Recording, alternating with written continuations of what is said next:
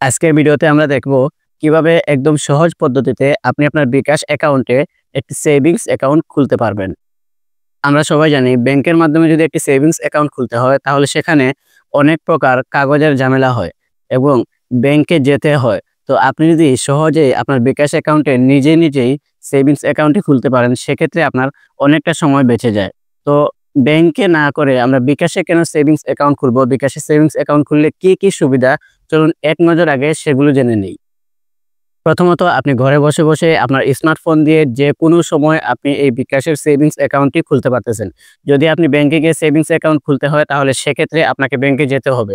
তো বিকাশের মাধ্যমে যদি আপনি সেই সেভিংস অ্যাকাউন্টে খুলতে পারেন তাহলে আপনার অনেকটা সময় বেঁচে যায় এবং আপনি চাইলে যেকোনো সময় এটা খুলতে পারতেছেন। রাত হোক আর দিন হোক, রাত শুক্রবার হোক আর শনিবার হোক, যেকোনো সময় আপনি এই স্মার্টফোন দিয়েই বিকাশের সেভিংস অ্যাকাউন্টটি খুলতে পারতেছেন।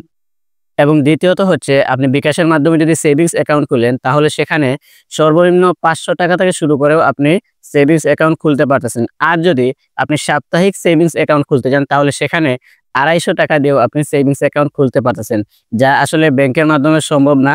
তাই আমরা বিকাশে সেভিংস অ্যাকাউন্টের প্রতি একটু আগ্রহটাই বেশি। কি ভাবছেন বিকাশে সেভিংসের টাকা জমা দিতে কোনো ঝামেলা? কোনো প্রকারই ঝামেলা পোষাতে হবে না। আপনার বিকাশ অ্যাকাউন্টে ব্যালেন্স থাকলেই আপনার সেভিংস অ্যাকাউন্টের যে ডেট থাকবে প্রতি মাসে জমা দেওয়ার, ওই ডেটই অটোমেটিকলি আপনার বিকাশ অ্যাকাউন্টের ব্যালেন্স কেটে নিয়ে আপনার সেভিংস অ্যাকাউন্টে গিয়ে জমা হয়ে যাবে। তো এক্ষেত্রে দেখা যাচ্ছে আপনি যদি ব্যাংকে সেভিংস অ্যাকাউন্ট খোলেন তাহলে সেখানে আপনার প্রতি মাসে একটা নির্ধারিত তারিখ অনুযায়ী ব্যাংকে যেতে হবে, তারপর আপনার টাকা জমা দিতে হবে। তো আপনি যদি বিকাশের মাধ্যমে সেভিংস অ্যাকাউন্ট খুলেন তাহলে আপনার শুধুমাত্র বিকাশ অ্যাকাউন্টে ব্যালেন্স রাখলেই হবে, অটোমেটিকলি আপনার নির্ধারিত তারিখ অনুযায়ী ব্যালেন্স থেকে টাকা কেটে নিয়ে সেভিংস অ্যাকাউন্টে গিয়ে জমা হয়ে যাবে। এবং সবচেয়ে বড় যে সুবিধা সেটি হচ্ছে আপনি যদি ব্যাংকে গিয়ে সেভিংস অ্যাকাউন্ট খুলেন তাহলে আপনার সেই সেভিংসটি ভাঙতে তাদের নির্ধারিত একটি সময় আছে এবং সেই সেভিংসটি ভাঙতে হলেও আপনাকে ব্যাংকে যেতে হবে। এখন আপনার যদি বৃহস্পতিবার রাত্রে টাকার প্রয়োজন হয়, আপনি চাইলে কিন্তু ব্যাংকের সেই সেভিংসটি ভাঙতে পারতেছেন না।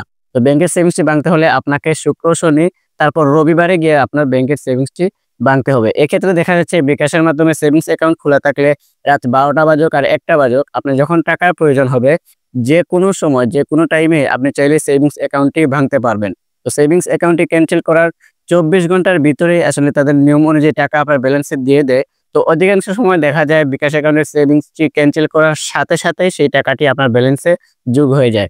তো আসুন আমরা এখন মোবাইলে গিয়ে দেখি কিভাবে আপনি আপনার বিকাশ অ্যাকাউন্ট থেকে একটি সেভিংস অ্যাকাউন্ট খুলবেন। তো আমি চলে আসলাম আমার মোবাইল স্ক্রিনে আসার পর প্রথমে আমরা আমাদের বিকাশ যে অ্যাপস আছে সেই বিকাশ অ্যাপসে লগইন করে নিব। তো বিকাশ অ্যাপসে লগইন করার পর এখানে দেখেন সেভিংস নামের যে অপশনটি আছে সেই সেভিংসে একটি ক্লিক করব এবং সেভিংসে ক্লিক করার পর এখানে দেখেন নতুন সেভিংস খুলুন, এখানে একটি ক্লিক করে দেব এবং নতুন সেভিংস খোলার পর এখানে দুইটি অপশন আর দেখতে পারবেন, একটি হচ্ছে মুনাফা ভিত্তিক এবং আরেকটি হচ্ছে সারিয়া ভিত্তিক। আপনি যেই একটি সিলেক্ট করে অ্যাকাউন্ট খুলবেন সেটিতে আপনি করবেন। তো আমি মুনাফা ভিত্তিক যেটি আছে সেটি আমি সিলেক্ট করে নিচ্ছি এবং সেটি সিলেক্ট করার পর এখানে দেখেন ধরন বেছে নিন। তো এটা আমি বেছে নিচ্ছি মাসিক হিসেবে এবং মেয়াদ দিয়ে দিচ্ছি আমি ২ বছরের। ২ বছরের মেয়াদ দেওয়ার পর আপনি কত টাকার সেভিংস অ্যাকাউন্ট খুলতে চাচ্ছেন সেটাও এখানে সিলেক্ট করে দেবেন।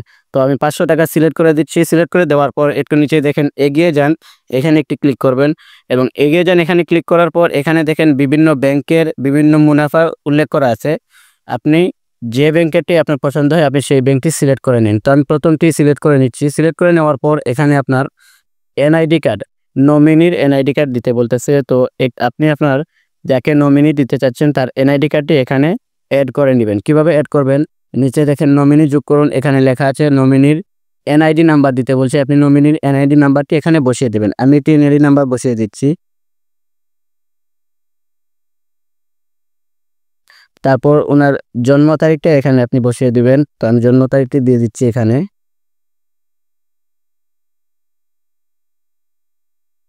তারপর এখানে নমিনির সাথে আপনার যে সম্পর্ক সেই সম্পর্কটি আপনি এখানে সিলেক্ট করে দিবেন।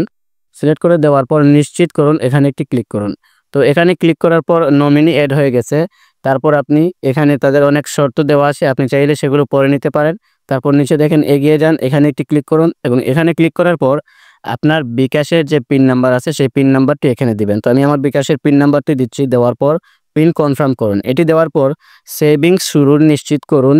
দেখেন এখানে মাসিক ৫০০ টাকা ২ বছর সবকিছু উল্লেখ করা আছে। আপনার সবকিছু ঠিকঠাক থাকলে সেভিংস করতে ট্যাপ করে ধরে রাখুন। এখানে কিছু সময় ট্যাপ করে ধরে রাখলেই আপনার সেভিংস অ্যাকাউন্টটি ক্রিয়েট করা হয়ে যাবে।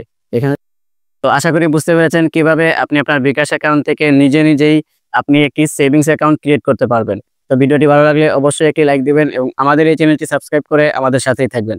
দেখা হচ্ছে পরবর্তী কোনো ভিডিওতে নতুন কোনো টপিক নিয়ে। সে পর্যন্ত ভালো থাকুন, সুস্থ থাকুন। আসসালামু আলাইকুম।